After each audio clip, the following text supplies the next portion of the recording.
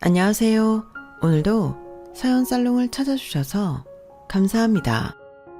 얼마 전부터 사연 살롱을 구독하게 된 구독자입니다.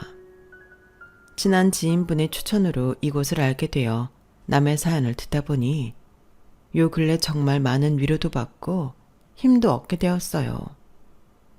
누구나 영화 같은 자신만의 사연을 가지고 있구나 하는 것도 깨닫게 되었고요. 저 역시 어디에도 말 못한 사연을 가지고 있는 사람으로서 이렇게 익명으로 제 이야기를 풀어보게 되었습니다. 부족한 솜씨지만 부디 끝까지 들어주시기 바래요. 저는 어려서부터 운동을 꾸준히 해오던 사람이었어요. 전공도 체육이었고 자전거를 타고 출퇴근을 하며 수영 강사로 일할 만큼 활동량이 상당했죠. 남편도 저와 같이 수영 강사로 일하던 사람이었고 친한 동료에서 연인으로 발전한 케이스였죠. 그렇기 때문에 저희는 같이 운동을 하며 데이트를 한 적이 많았어요. 성향이 잘 맞다 보니 연애 기간 동안에도 크게 싸운 적은 많지 않았고 자연스럽게 결혼을 약속하게 되었죠. 저는 원래는 사교적인 성격이었기에 회원들에게 인기도 많았고 나름 잘 나가는 수영 강사였기에 나이가 들어도 그 일을 계속 하려고 했어요.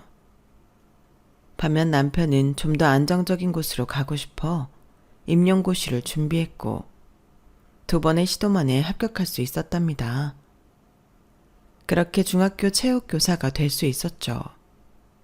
결혼도 남편이 임용고시를 붙을 때까지 기다렸다가 식을 올리게 되었어요. 그런데 막 저희가 식을 올리고 나니 안 좋은 사건들이 일어나기 시작하더군요. 수영 강사로서는 치명적인 일이 벌어진 거예요. 전국적, 아니 전 세계적으로 마스크를 끼지 않으면 사람들과 대화하기 어려운 상황들이 벌어졌죠. 그러다 보니 다른 운동시설보다도 수영장은 엄청난 피해를 보게 되었답니다. 한순간에 일이 사라지자 저는 백수나 다름이 없어졌어요. 본의 아니게 하루 종일 집에만 있게 된 날이 많아지게 되었죠. 원래부터 활동량이 많았던 저는 그런 상황을 견디기가 어려웠고 뭐라도 하면서 움직이고 싶어서 전에는 필요한 만큼만 하던 집안 살림을 이때부터 제대로 하기 시작했어요. 괜히 한 번도 청소하지 않던 침대 밑을 청소한다든지 안 입던 옷들을 싹 정리해서 중고로 판다든지 하는 것들이요. 원래 요리는 평균적인 자취생 정도로만 하던 저였는데 이 시기에 요리 실력이 일취월장하게 되기도 했어요. 마침 남편도 재택근무를 하는 날이 많다 보니까 삼시세끼 요리를 했고 근처에 혼자 살고 계신 시아버지께도 반찬을 자주 갖다 드렸답니다. 시아버지는 전기 기사셨는데 평소엔 사무실에 출근해서 시설 관리 일을 하시면서도 한 번씩 출장도 나가셨어요. 그래서 시아버지가 출장이 있으실 때는 그때그때 맞춰 도시락도 싸드리고 그러면서 시아버지 댁 살림도 조금씩 봐드리고 오곤 했죠. 설거지나 집안 청소나 그런 것들이요. 시아버지는 무뚝뚝하신 분이었기에 살갑게 표현을 하진 않으셨지만 제게 많이 고마워하셨어요. 나중에는 제게 조금씩 용돈도 주시려고 해서 제가 펄쩍 뛰었죠. 아버님 아니에요. 저 이런 거 받으려고 도시락 싸드리는 거 아니에요. 오히려 용돈은 제가 드리는 게 맞는데. 일단은 받아둬라. 요즘에 힘들다 들었다. 식욕이 이래서 네가 집에 있는 거지 원래 성실한 아이 아니냐. 맨날 이렇게 요리하지 말고 한 번씩 나가서 외식도 하고 너 살 것도 사고 그래라. 사실 버는 것 없이 집에서 쉬기만 하게 되니 아무래도 눈치가 안 보일 수가 없었는데 시아버지가 저렇게 말씀해 주시니 얼마나 감사했는지 몰라요. 저는 시아버지가 주신 용돈으로 디저트도 사 먹고 시아버지 선물도 조그맣게 사다 드리곤 했어요. 그러다 보니 저희는 점차 정말 아빠와 딸처럼 친해졌고 처음에 무뚝뚝하던 시아버지도 점점 성격이 누그러지시더군요. 그러다 보니 남편과 셋이 저녁 식사를 하는 날도 많아졌는데요. 어느 날은 남편이 저에게 고맙다며 말을 꺼냈습니다. 뭐가 고마워? 아니, 원래 아버지가 저렇게 무뚝뚝한 분이 아니셨거든. 어렸을 때 엄마 돌아가시고 나서 적적하시다 보니까 저렇게 변하신 거지. 우리는 사내놈만 둘이라 아버지한테 당신처럼 살갑게 하질 못했어. 핑계처럼 들릴 수 있겠지만 아버지랑 아들 사이가 좀 그런 게 있거든. 근데 당신이 알아서 이렇게 아버지를 잘 챙겨주니까 아버지 표정이 점점 밝아지시는 게 느껴지네. 당신 덕분이야. 고마워. 아니야. 나야말로 당신이랑 아버님한테 고맙지. 요즘 내가 집에만 있는데. 다른 강사들 얘기 들어보면 나처럼 집에만 있으면 가족들이 점점 눈치를 준대. 근데 당신도 아버님도 날 응원만 하시지 전혀 눈치 주거나 하지 않잖아. 그건 그런 사람들이 이상한 거지. 요즘 시국 뻔히 알면서 무슨 그런 소리래. 당사자석은 훨씬 더 말이 아닐 텐데. 남편은 연애 때부터 그렇게 따뜻한 말을 해줄 줄 아는 사람이었어요. 지금 생각해보니 남편이 시아버지를 닮아서 그런 듯 하네요. 그 당시엔 남편의 말을 듣고 눈가가 시큰해질 정도로 고마웠어요. 저는 두 사람의 따뜻한 마음에 보답하려고 더 이상 집 안에서만 일을 하지 말고 조금이라도 수익을 만들 수 있는 일을 해보자는 생각이 들었습니다. 이것저것을 알아보니 세상이 좋아져서 이제는 일반인들도 부업처럼 배달 일을 할 수가 있다는 거였어요. 하루 종일도 할 수 있고 원하는 만큼만 일을 할 수 있다는 말이 너무나 큰 메리트처럼 다가왔죠. 그래서 저는 집안 살림을 하다가도 조금씩 시간 여유가 생기면 자전거를 타고 배달 일을 하기 시작했어요. 그리고 열심히 배달 일을 하던 저는 돌이킬 수 없는 사고를 겪게 되었답니다. 배달 일을 시작한 것 자체가 잘못된 선택이었다고 이제는 생각하지 않아요. 그때 저는 좋은 마음으로 최선의 선택을 한 거였거든요. 그날은 남편이 출근을 한 날이어서 점심시간이 시간적 여유가 좀 있었고 저는 점심 식사를 대충 때우고 자전거로 배달을 시작했는데요. 그런데 골목길에서 갑자기 튀어나온 차량에 그대로 들이받치게 되었어요. 브레이크를 밟지 않아서 그대로 돌진한 차량 때문에 저는 전봇대와 차 사이에 두 다리가 끼인 채로 수분 동안 있어야 했습니다. 만취 상태였던 운전자는 제때 신고를 못했고 저 역시 옴싹달싹 못하고 저 멀리 날아간 핸드폰을 주워올 수가 없었어요. 다행히 큰 소리를 듣고 달려나온 근처 어르신이 구급차를 불러주셔서 급하게 병원으로 이송되었지만 결국 저는 하반신 마비가 되고 말았죠. 저를 들이받은 가해자는 동종 전과가 2번이나 있었던 사람이라 4년형을 받고 곧바로 감옥에 들어가게 됐습니다. 남편은 벌을 고작 4년밖에 안 줬다면서 판결에 엄청나게 분노했지만 더 이상 저희가 할 수 있는 일은 없었어요. 약 2억 원 정도의 보상금만 받고 치료에 전념할 수밖에는 없었습니다. 제 인생은 그날 이후로 180도 달라지게 되었어요. 처음 몇 달 동안은 모든 게 현실 같지 않고 꿈 같더군요. 사람이 너무 큰 일을 당하면 오히려 머리가 비어버린다는 걸 그때 처음 알았네요. 그런 제가 뒤늦게나마 정신을 차릴 수 있었던 건 남편과 시아버지 덕분이었어요. 두 사람은 저보다도 더 마음 아파해주고 제가 그 지옥 같은 재활 치료를 받는 동안 항상 옆에 있어 주었거든요. 특히 시아버지는 저희의 생활비를 전부 대주시기도 했답니다. 보상금은 얼마나 남았냐? 당장 급한 건 해결할 수 있을 것 같아요. 퇴원해도 통원치료 계속해야 하는 것 아니냐? 네 계좌로 돈 보내놨다. 그걸로 최대한 할 수 있는 치료는 전부 다 하도록 하거라. 네, 아버지. 그래. 그리고 재철이도 돈 보내놨을 거다. 네 계좌번호 물어보길래 내가 알려줬다. 제가 따로 연락할게요. 아버지, 감사해요. 됐다. 이만 가보마. 너도 눈 좀 붙여라. 나오지 말고. 제가 담준 줄 알았던 시아버지는 남편에게만 넌지시 얘기를 하셨어요. 그날 밤엔 저도 남편도 속으로 눈물을 삼키며 밤을 새웠죠. 도련님은 연구원으로 충북에서 일을 하고 있으셨는데 소식을 듣고 몇 번 올라오시긴 했으나 워낙 바쁜 분이라서 자주 찾아오지 못하셨거든요.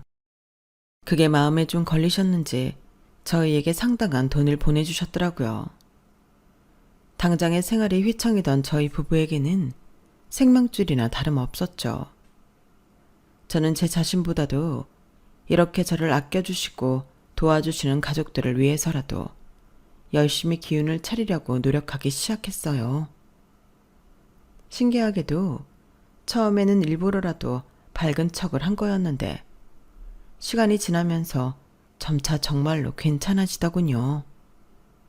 휠체어에도 익숙해지면서 새로운 제 몸을 움직이는데도 적응을 했고요.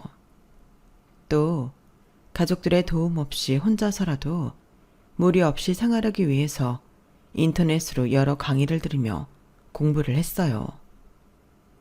그 내용을 토대로 온라인 마케팅을 시작하게 되었고 예전 수영 강사로 일을 하던 때만큼의 수입을 만들 수 있었죠. 제 생활이 안정적이게 된과 동시에 저희 가족에게는 경사스런 일이 생겼는데 바로 도련님께서 결혼을 하신 것이었습니다. 동서가 될 사람은 작고 가냘픈 몸매에 딱 봐도 남자들이 좋아할 만한 천상 여자 같은 사람이었어요. 하지만 직접 대화를 나눠보면 말을 똑 부러지고 당차게 하더라고요. 아버님 전기 기사시라고 들었어요. 그게 그렇게 돈을 잘 번다던데? 엄청 고급 기술직이라면서요? 남편도 그렇고 이 집이 공학적 지식이 뛰어난가 봐요. 저도 나중에 아이를 낳으면 수학이나 과학을 집중적으로 교육시킬 생각이에요. 요즘엔 IT 쪽도 전망이 좋다니까 어려서부터 그쪽으로 조기 교육을 잘 시켜놔야겠더라고요. 저는 아이가 생기면 그저 잘 건강하고 착하게만 키워야지 하는 생각이었는데 동서는 벌써부터 교육관까지 확고했어요. 도련님이 일하던 곳에서 격리직으로 일하다가 만났다고 하는데 도련님보다는 8살이나 어렸지만 그 나이답지 않게 야무지고 생활력이 대단했다고 해요. 그런 모습이 어르신들도 딱 좋아할 만한 사람이었고 저도 귀엽고 당찬 동서가 생겨서 얼마나 기뻤는지 모릅니다. 그런데 사람은 겉모습만 보고 판단하는 게 아니라는 걸 동서를 통해 아주 뼈저리게 깨닫게 되었네요. 물론 처음 몇 주 동안은 잘 지냈죠. 서방님과 동서의 결혼식이 지나가고 얼마 안 있어서 저희 집엔 격경사가 벌어지게 되었는데 그게 바로 제가 임신을 하게 된 것이었거든요. 임신 사실을 알자마자 남편과 저는 서로 끌어안고 얼마나 울었는지 몰라요. 제가 두 다리를 잃은 순간부터 가장 후회됐던 게 미리 아이를 가지지 않았다는 거였거든요. 그런데 너무나 감사하게도 저희에게 기적적인 아기 천사가 찾아와 준 거였죠. 저희는 이 기쁜 소식을 주말에 가족들이 전부 모였을 때 알리기로 했어요. 그래서 평소와 같은 식사 자리가 끝나고 초음파 사진을 넣은 작은 선물 상자를 올려놓았죠. 시아버지는 이게 뭐냐며 상자를 열어보셨다가 깜짝 놀라셨어요. 서방님도 뒤늦게 초음파 사진을 확인하고 눈이 탁구공만해져서 저희를 축하해 주셨고요. 세상에, 축하해요 형수. 몸은 괜찮아요? 형이 더 잘해드려야겠네. 몸조리 하는데 불편한 거 있으면 언제든지 말하거라. 일도 예전처럼 많이 하지 말어. 아이도 중요하지만 무엇보다 산모 건강이 가장 중요하니. 서방님, 감사해요. 아버님 걱정 마세요. 저 한평생 운동하던 사람이라 원래 몸이 튼튼해요. 그래도 최대한 조심할게요. 신기하네. 임신이 가능하구나. 근데 애는 어떻게 키워요? 움직이지도 못하시는데? 동서의 말에 일순간 가족들은 당황했습니다. 뭐랄까요? 아기가 있는지 없는지까지 모르겠는데 너무 조심성 없이 말하더라고요. 저는 그래도 웃으면서 대꾸를 해주었는데요. 휠체어 타고 있으니까 괜찮아. 그래도 돈을 많이 벌긴 해야겠지. 나중에 어린이집이나 학교 보내기 전까지는 애랑 놀아주고 산책도 다니고 해야 하니까 도움 줄 수 있는 시터님은 어떻게 구하는지 뭐 그런 것도 알아는 보고 있어. 아주버님 공무원 아니세요? 공무원 월급 뭐 얼마나 한다고? 결국 또 집안 돈으로 해결하겠네요.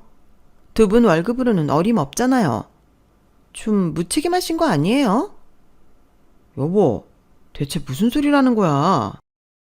네 형님한테 그게 무슨 버르장머리 없는 소리냐? 당장 사과하네. 동서의 말에 저는 엄청나게 상처를 받았어요. 물론 곧바로 서방님과 시아버지가 화를 내시며 동서를 나무라 주셨지만요. 그런데 그럼에도 동서는 자기가 뭘 잘못했냐는 식으로 대묻더군요. 제가 틀린 말 했어요?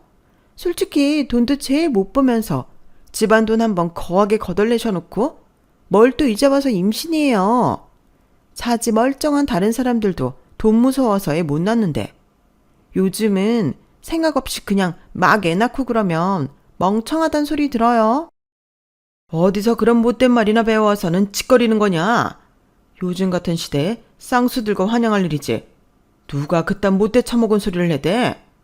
너부터가 심성이 틀려먹어서 주변에 그런 사람들만 있는 거 아니냐? 아버님, 그게 무슨 소리예요? 너무 심하게 말씀하시는 거 아니에요? 까놓고 말해서 저희 결혼식 때 뭐 얼마나 지원해줬다고 큰 소리를 치시냐고요. 저 다 들었어요. 형님 사고 났을 때는 2천만 원이나 해주셨다면서요. 그래놓고 저희 결혼할 때는 남몰라라 하셔서 혼수 친정에서 다 해주신 거라고요. 니네 지금 살고 있는 아파트 해줬으면 됐지. 뭘 더 바라는 게냐? 네 형수도 딱 그만큼 해줬어. 딴지를 걸 게 따로 있지. 몸이 불편한 사람을 갖다가 뭐가 어쩌고 저째?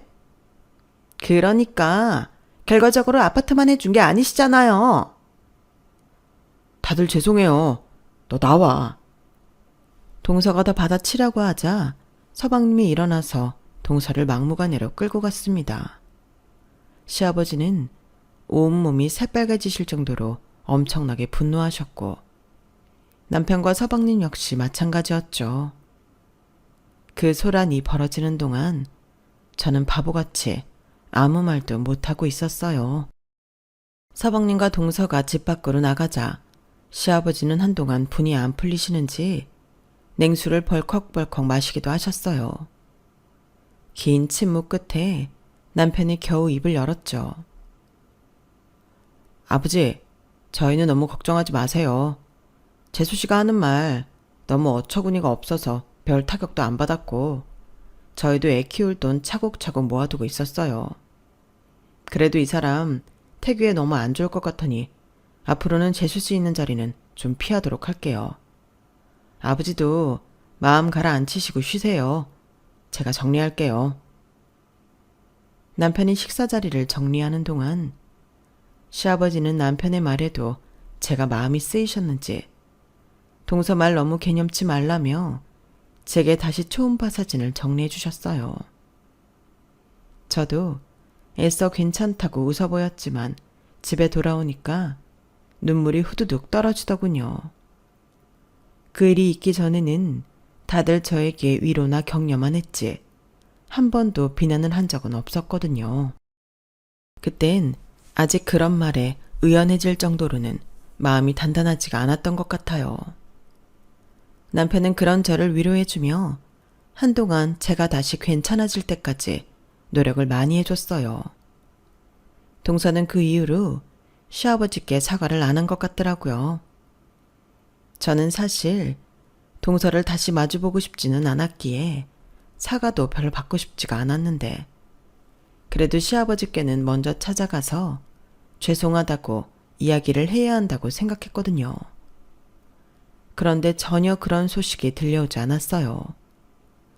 당시엔 저도 임신 안정기에 접어들지 않아서 더 신경을 쓰지 못했는데 동서는 끝까지 먼저 화해하려는 시도를 하지 않더군요. 그렇게 가족 분위기가 좋지 않아진 채로 시간만 흐르던 어느 날이었어요. 안정기에 접어든 저는 전처럼 활동량을 늘려가며 지내고 있었죠. 그날 시아버지가 출장이 있으시다고 해서 제가 먼저 연락을 드려서 출근하시는 길에 잠깐 들를 수 있음 도시락 받아가시라고 했었어요. 그래서 도시락을 받아서 출근을 하셨는데 반나절쯤 지나 저에게 전화가 오는 겁니다. 시아버지 번호로요. 네, 아버님. 땡땡병원인데요. 정태헌님 가족분 되시나요? 공사장에서 사고가 나서 지금 저희 병원 응급실로 오셨는데 수술 들어가려면 보호자 동의서가 필요해서요. 네? 지금 바로 와주셔야 합니다. 가족분들 중 누구나 상관없어요. 심장이 철렁 내려앉더군요. 저는 혼비백산한 채로 남편에게 전화를 했고 혹시 몰라 서방님한테도 연락을 드렸어요. 1, 2초 정도 고민을 했지만 동서에게도 연락을 했습니다. 지금 상황이 이러하니 최대한 빨리 병원에 가달라고요. 무엇보다 빨리 병원으로 가줄 사람이 필요했는데 아무래도 저는 빨리 이동하는 데는 제약이 있으니까요. 동서는 네 한마디를 하고 전화를 끊어버리더군요. 한시가 급한 상황이니 저는 동서도 정신이 없이 전화를 끄는 걸로 생각했죠. 그리고 저도 최대한 빨리 병원으로 이동을 했는데요. 가장 빠르게 도착했던 남편이 다행히도 늦지 않게 수술 동의서에 사인을 했고 덕분에 시아버지는 곧바로 수술을 받을 수가 있었어요. 하필이면 머리를 크게 다치셔서 대대적으로 수술이 들어가게 되었죠. 솔직히 저도 그랬지만 다른 가족들도 몇 년 전 제가 당했던 사고 때문에 트라우마가 남아 있었던 것 같네요. 병원에 도착하니 남편과 서방님 둘 다 와 있었는데 표정이 정말 좋지 않았거든요. 오히려 제가 두 사람을 안심시켜주며 그렇게 긴 수술 시간을 기다리고 있었습니다. 저희는 긴장을 풀려고 드문드문 다른 이야기를 하고 있었는데 남편이 서방님께 동서는 어디 갔냐고 물어봤어요. 그나저나 재수 씨는 왜 안 와?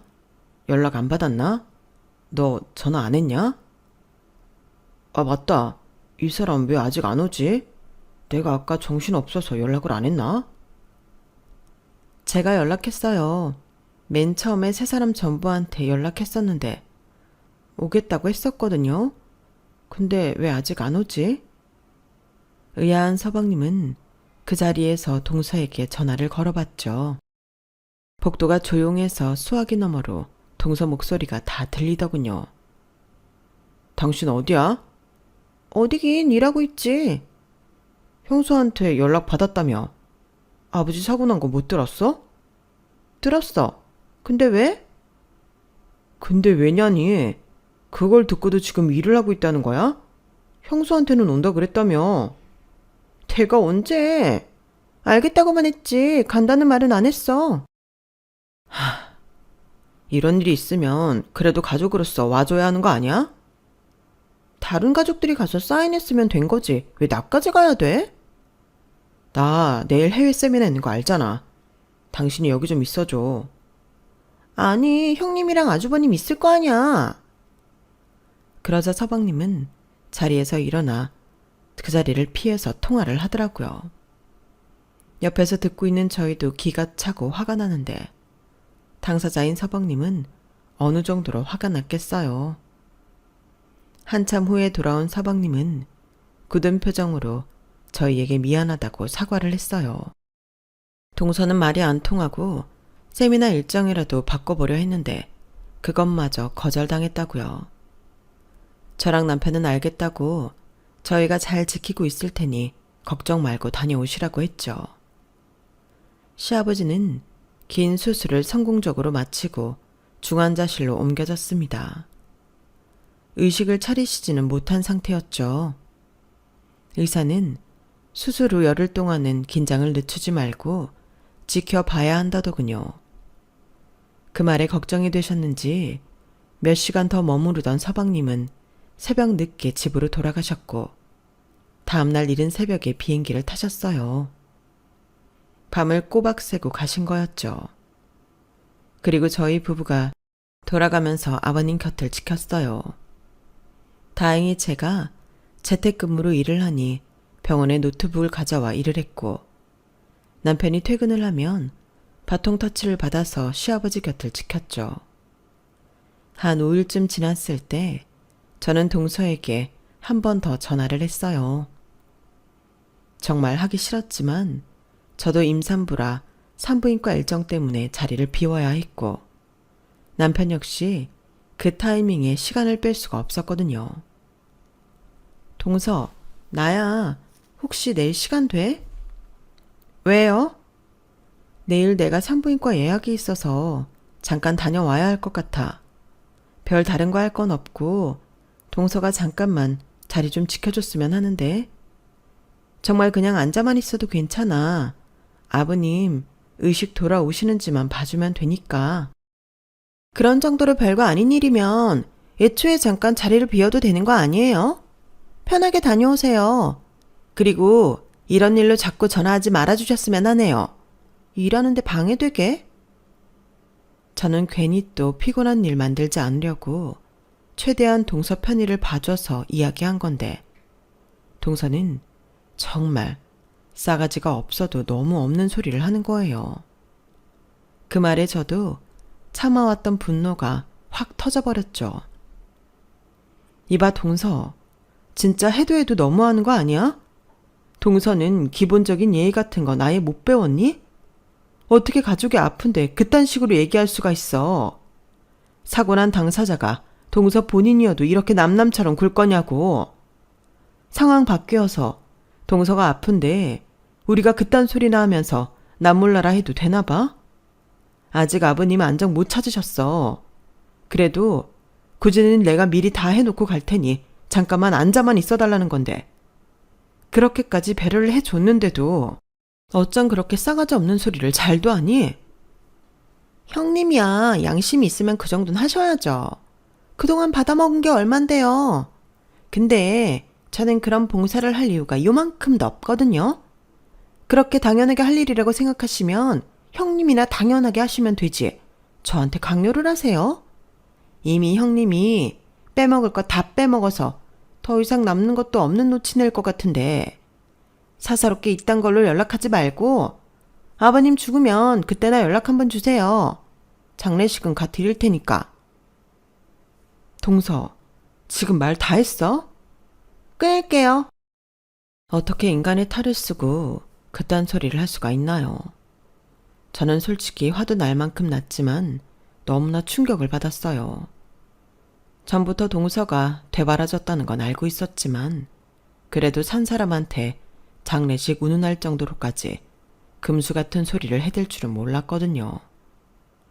겨우 화를 삭히고 남편에게 전화해서 상황을 알렸어요.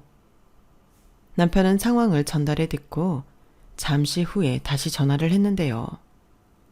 산부인과 일정을 하루만 미루고 어쩔 수 없이 서방님이 귀국하자마자 병원에 와주시기로 얘기가 되었다고 해요. 그래서 저는 겨우 병원을 다녀올 수가 있었죠. 그리고 바로 그 다음 주에 서방님과 동서는 이혼을 하기로 했습니다. 귀국한 바로 다음 날 도장을 찍은 것 같더라고요. 서방님은 그딴 말도 안 되는 여자랑 왜 계속 같이 살아야 되는지 모르겠다며 질색을 했고, 동서 역시 마지막까지 막말을 해댔다고 해요. 시아버지 병수발 강려하는 시댁은 필요 없다나 뭐라나요. 끝까지 자기만 피해를 본다고 생각을 했나 봅니다. 남편과 저는 고생했다고, 잘한 결정이었다고 서방님을 위로했죠. 서류는 빨리 접수됐으나 재산 문제 때문에 당분간 소송이 이어질 듯 했어요. 시아버님은 기적적으로 열흘 만에 눈을 뜨셨답니다. 시간이 지나도 좀처럼 의식이 돌아오지 않아 내심 조마조마했던 차였는데 딱 열흘 만에 눈을 뜨신 거였어요. 바로 거동을 자유롭게 하시진 못했지만 그래도 의식이 제대로 돌아오셨고 가족과 의사소통도 가능했어요. 의사 말로는 이제 큰 고비는 남겼으니 한시름 놓으셔도 된다더라고요. 그 말에 긴장이 탁 풀리면서 저희는 가슴을 쓸어내렸네요. 처음에는 어눌한 발음으로 말씀하시던 시아버지는 곧 발음도 완전히 돌아오셨고 서방님이 동사와 이혼을 하고 다니던 회사도 이직을 할 예정이란 소식을 뒤늦게 들으셨습니다. 이야기를 들은 시아버지는 잘 생각했다는 말만 짧게 하실 뿐이었죠. 시아버지 앞이라 더 깊게 이야기하지 않았지만 저랑 남편은 어느 정도 짐작은 할 수 있었어요. 아마 서방님은 시아버지가 수술을 마치자마자 세미나를 가셔야 했던 그때 이직을 결심하신 모양이더라고요. 그리고 저희의 짐작대로 서방님은 회사도 동서랑 살던 집도 전부 정리되면 더 이상 충북에 있지 않고 서울로 올라와 시아버님과 함께 살겠다고 하더군요. 저희 부부는 여긴 걱정 말고 잘 정리하고 오라고 격려해 주는 것 외엔 할 게 없었어요. 며칠 더 경과를 지켜보던 병원에서는 이제 고비는 전부 넘긴 것 같다며 퇴원을 시켰고 시아버지는 집안에서 회복을 하시게 되었어요. 전에는 저랑 함께 있으면 이런저런 담소를 끊이지 않고 나눴는데 아직 기력이 약하신 건지 생각이 많으신 건지 좀처럼 먼저 입을 떼시지 않으셨죠. 그래서 저도 조용히 할 일을 하고 있었는데요. 하루는 시아버지께서 제게 거실장 밑에서 상자 하나를 찾아달라고 하셨어요. 어두운 자주색으로 된 상자가 하나 있을 거다. 맨 왼쪽 칸에. 그것 좀 찾아다 주려무나. 네, 아버님. 잠시만요. 저는 휠체어에서 잠시 내려가 거실장을 샅샅이 보았고 안쪽 깊숙이 있는 상자 하나를 발견할 수 있었습니다. 그걸 시아버지께 가져다 드리니 시아버지는 상자에서 조그만 열쇠 하나를 꺼내시더군요. 저기 두 번째 장롱 안에 보면 외투 안쪽에 금고가 하나 있을 거야. 위치가 좀 높아서 그건 쉬울 게다. 한번 열어보렴. 여기 왼쪽에서 두 번째요? 그래, 거기. 외투 안에 가려져 있으니 걷어내고 보거라. 저는 시아버지 말씀을 따라 옷장안 금고를 열었는데 그 안에 든 것을 보고 정말 깜짝 놀랐습니다. 동화책에서나 볼 법한 광경이었거든요.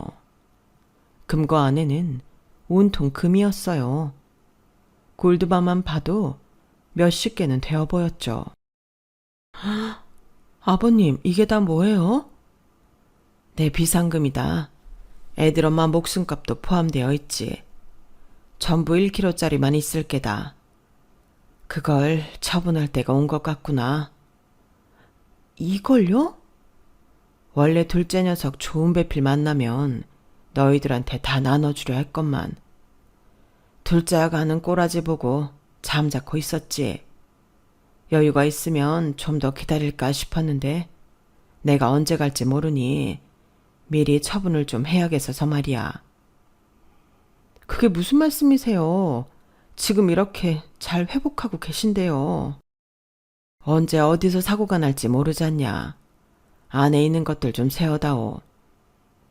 안에 있는 골드바를 전부 세어보니 전부 63개가 나오더라고요. 당시 시세로 50억이 넘는 양이었죠. 시아버지는 그날 저녁 저희 모두를 부르셔서 그 금을 저희에게 모두 나눠주셨습니다. 제철이 네가 좋은 배필을 만나면 처분하려고 했었다. 오히려 시간을 두고 지켜본 게 도움이 된 것 같구나. 네 엄마가 그렇게 가고 나왔던 보험금으로 처음 금을 산 이후로 꾸준히 모아두었던 건데 하늘이가 몸도 편치 않고 아이도 있으니 너희들과 똑같이 내 자식으로 생각해서 나눠주려고 한다. 대신 이 3개는 제철이 네가 가져가거라. 그렇게 시아버지는 남편과 제게 20개씩, 서방님에겐 23개의 골드바를 나눠주셨어요. 저희는 정말 필요한 소비만 하고 나머지는 시아버지처럼 똑같이 금고를 하나 구입해 보관을 했습니다. 저희가 소비한 내용은 살던 집 문턱을 모두 없애고 아기용품을 몇 개 샀죠. 그리고 하반신 마비인 제가 운전할 수 있는 차를 한 대 샀어요. 나머지는 앞으로 아이를 키우면서 필요한 날이 있으면 사용하려고 합니다. 서방님은 그 금 중 일부로 소규모 창업을 하셨어요. 자취생들이 많이 있는 지역에 무인 아이스크림 가게를 연 것인데 쏠쏠하게 수입이 잘 들어온다고 하더군요. 서울로 이직한 곳은 근무 난이도가 그렇게 높지 않아서 저녁 시간을 활용해 관리만 해주면 돼요. 쉽답니다. 시아버지 역시 점점 건강을 되찾으시면서 저희 가족은 여느 때보다도 안정적인 생활을 가질 수 있었어요. 저는 어느덧 출산 예정일이 코앞으로 다가와 하루하루 긴장과 설렘으로 보내고 있었죠. 이렇듯 평화로웠던 일상에 갑자기 동서가 다시 나타난 겁니다. 서방님 말로는 통화상으로 시아버지에 대해 막말했던 내용들로 위자료까지 물어줬다는 동서는 어느 주말 오전에 갑자기 시댁 초인종을 미친 듯이 눌렀다고 해요. 아침부터 무슨 소란인가 싶어 문을 열어보았던 서방님은 동서를 보고 깜짝 놀랐다고 하는데요. 그 입에서 나온 말은 더 충격적이었다고 합니다. 글쎄, 대뜸 이혼을 물으자는 소리를 하더랍니다. 당신 형수가 무슨 돈이 있어서 갑자기 차를 뽑아? 당신이 갑자기 무슨 돈으로 가게를 차리냐고. 시아버지한테 돈 받은 거 아니야? 일부러 숨기고 있던 돈인 거냐고 뭐냐고. 황당했던 서방님이 동서를 내쫓으려고 해도 동서는 막무가내로 집 안으로 들어오려고 하고 저희가 도착했을 때는 동서가 막 서방님을 밀치고 집 안으로 들어갔을 때였어요. 엘리베이터에서부터 뭔가 소란스러운 소리가 들리더니 4층에 도착하자마자 보게 된 광경이 누군가 집 안으로 들어가는 거였죠. 남편은 뭐야 하면서 누군지도 모르고 일단 집 안으로 후다닥 들어갔고 저도 뒤따라 안으로 들어갔어요. 한순간에 집안은 아수라장이 되고 말았습니다. 아버님, 저 이대로 이혼 못해요. 제 남편 진짜 사랑해요. 아시잖아요. 그간 소란 피웠던 거 사과하러 왔습니다. 제가 이렇게 무릎 꿇고 빌게요. 저 다시 며느리로 받아주세요.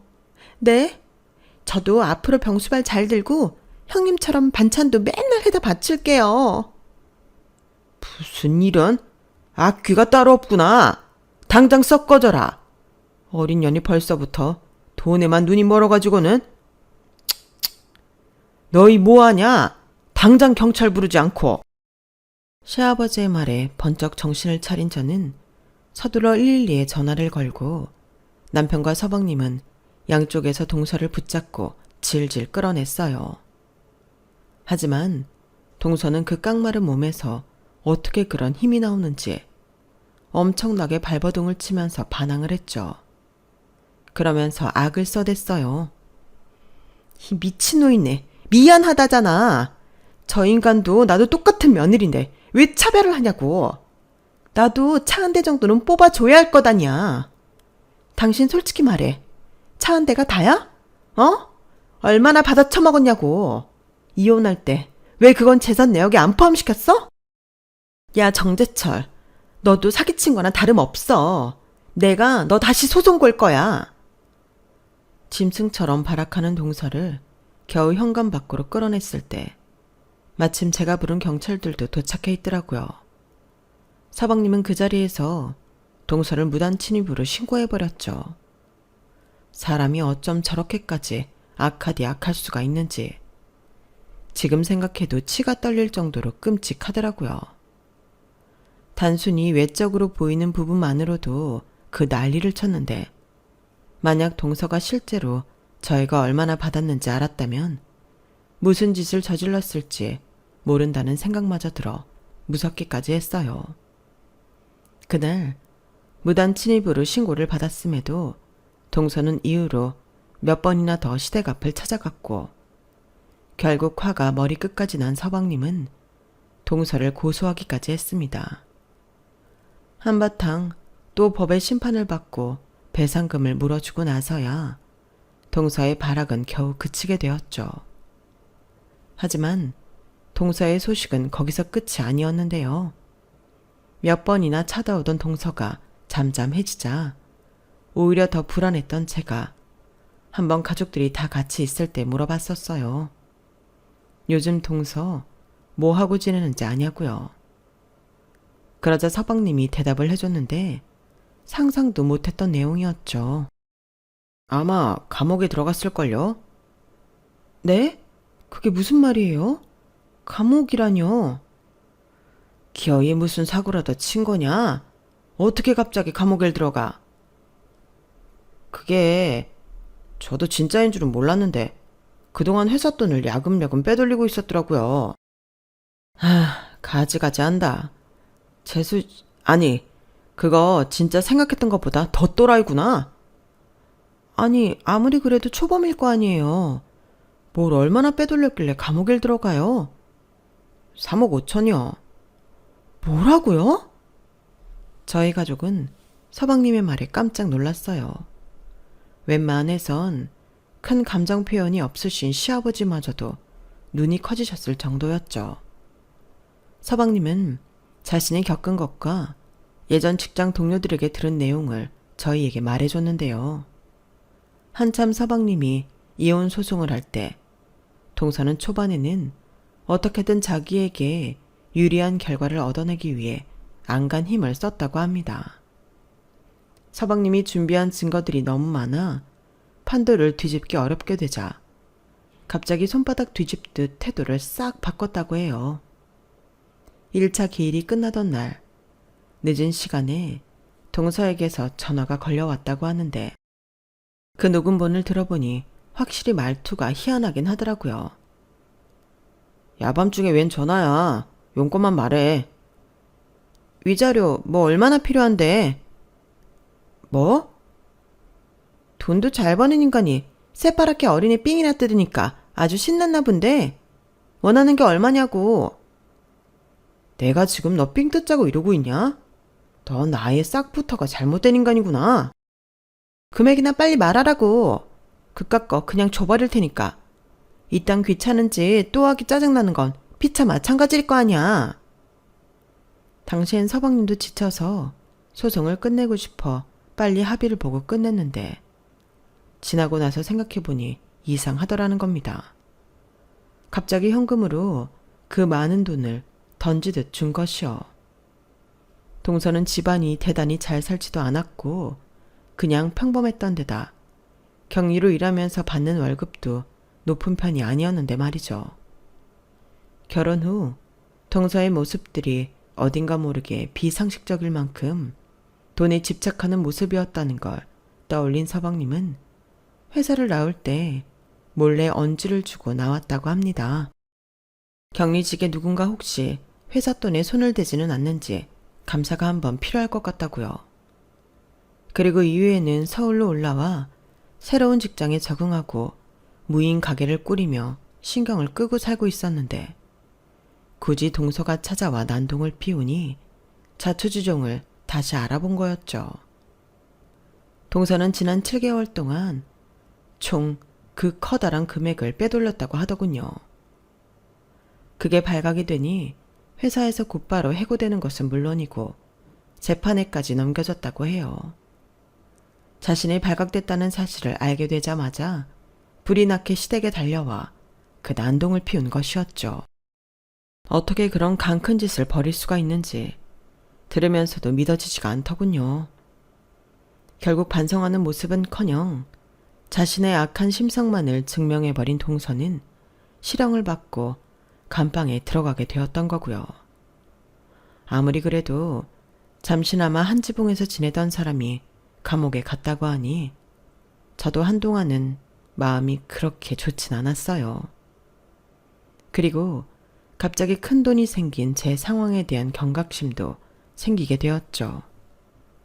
앞으로 태어날 우리 아이를 위해서라도 저와 남편이 올바른 경제관념을 가져야겠다는 생각도 들었고 아이에게도 잘 가르쳐야겠다는 마음도 있었네요. 저는 바로 이번 주말에 수술 일정을 앞두고 있어요. 저희는 아예 제왕절개로 출산을 하기로 결정했거든요. 아이를 만나기 전 이런 사건들이 벌어지게 되어 뒤숭숭함은 있지만 그래도 모든 사건이 종지부를 찍게 되어 오히려 참 다행이라고 생각해요. 부디 아이가 태어난 뒤에는 다시는 그런 비상식적인 일이 우리 가정에 일어나지 않았으면 좋겠네요. 욕심일지 모르겠지만 우리 아이만큼은 아름답고 행복한 세상만 보고 살아가길 바래요. 가능한 한 많이요. 여기까지 저희 가족의 기막힌 사연을 들어주셔서 정말 감사해요. 제가 다른 분들의 사연을 들으면서 웃기도 하고 위로도 받았던 것만큼 제 이야기도 여러분들께 웃음도 주고 위로도 되었길 바라봅니다. 건강하세요. 여러분, 사연 댓글에 응원과 현명한 조언 부탁드려요. 좋아요와 구독은 저에게 큰 힘이 됩니다. 오늘도 좋은 일 가득하세요.